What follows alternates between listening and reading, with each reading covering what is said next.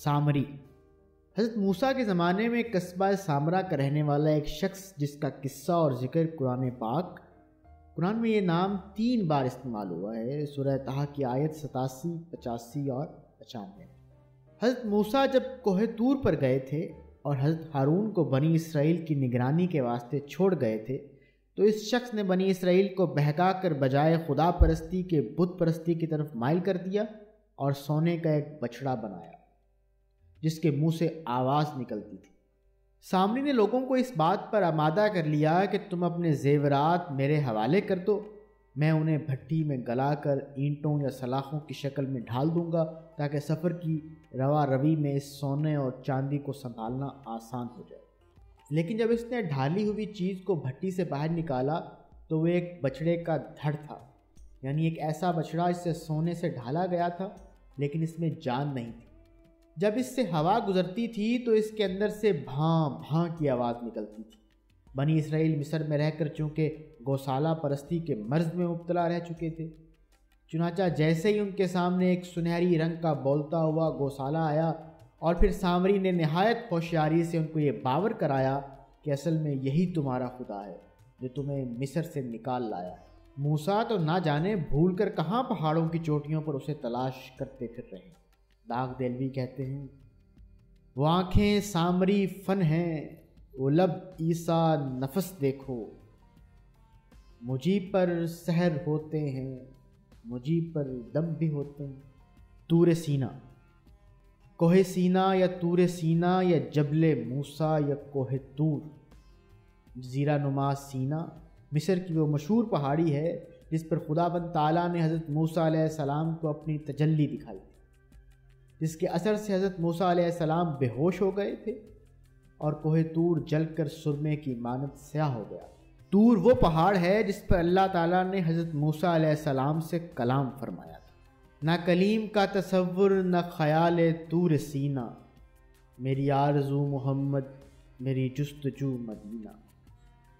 اور غالب ہیں کہ کیا فرض ہے کہ سب کو ملے ایک سا جواب، آؤ نہ ہم بھی سیر کریں کوہ طور کی۔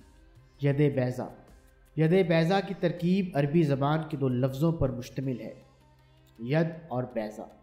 ید کے معنی ہاتھ اور بیضا کے معنی سفید اور چمکدار کے آتے ہیں۔ حضرت موسیٰ کو کوہ طور پر خدا سے ہم کلامی کا شرف حاصل ہوا تھا اور نبوت عطا کی گئی تھی، ساتھ ہی ان کو خدا کی طرف سے 2 معجزے بھی عطا کیے گئے تھے۔ ایک معجزہ ان کی لاٹھی کی شکل میں تھا جس کی تفصیلات عصائے موسیٰ کے تحت موجود ہیں۔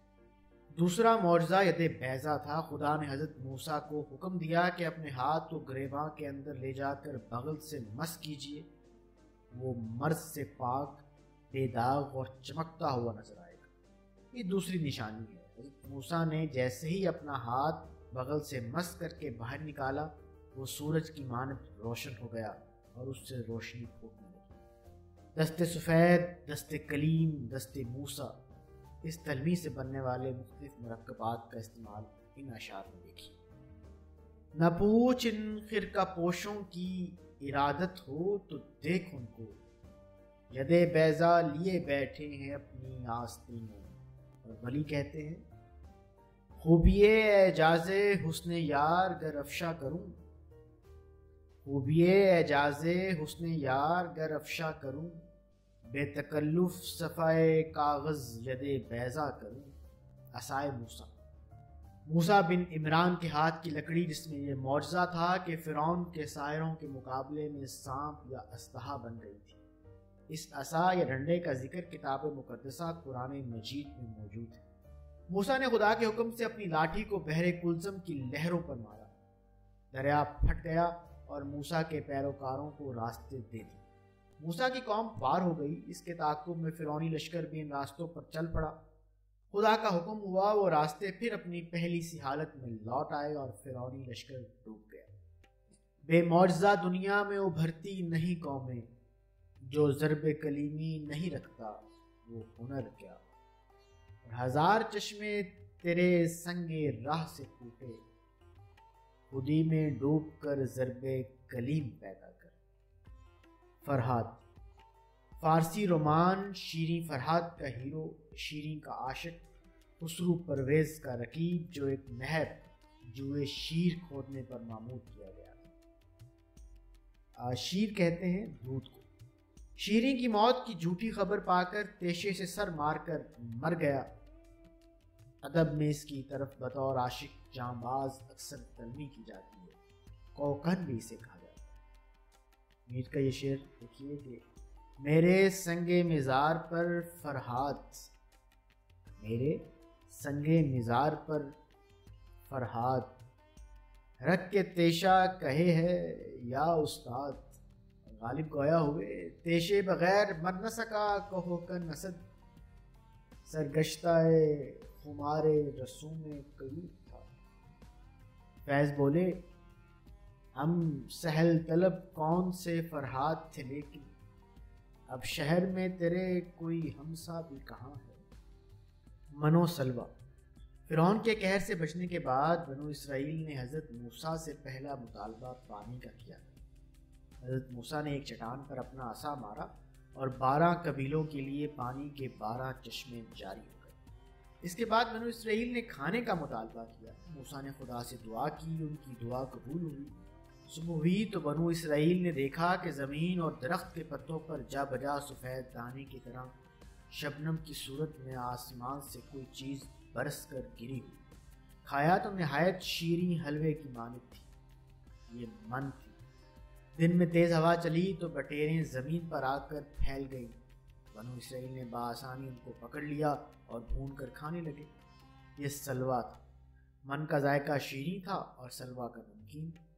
بنو اسرائیل طبعی طور پر ایک نافرمان قوم تھی۔ انہوں نے اس نعمت کو بھی حقارت سے دیکھا، جس کے نتیجے میں ان سے یہ نعمت چھین لی گئی اور منو سلوہ اترنا بند ہو گیا۔ اس تاریخی واقعے کو تلمی انداز میں بہت سے شاعروں نے استعمال کیا ہے۔ آتش کا یہ شعر ملاحظہ ہو۔ سیر رکھتا ہے طبیعت کو کلام شیریں، سیر رکھتا ہے طبیعت کو کلام شیریں، منو سلوہ ہے یہ اپنے لیے گویا اترا۔ بلقیس ملکہ سبا سلیمان۔ نام بلقیس یہ نام توریت سے لیا گیا ہے۔ قرآن شریف میں ان کا تذکرہ بغیر نام کے۔ حضرت سلیمان علیہ السلام کی ہم اسد تھی۔ اس کی قوم سورج کی پرستش کرتی تھی۔ حضرت سلیمان علیہ السلام نے اسے اسلام کی دعوت دی۔ اس نے اپنے سرداروں سے مشورہ کے بعد طے کیا کہ حضرت سلیمان علیہ السلام کا امتحان لیا جائے۔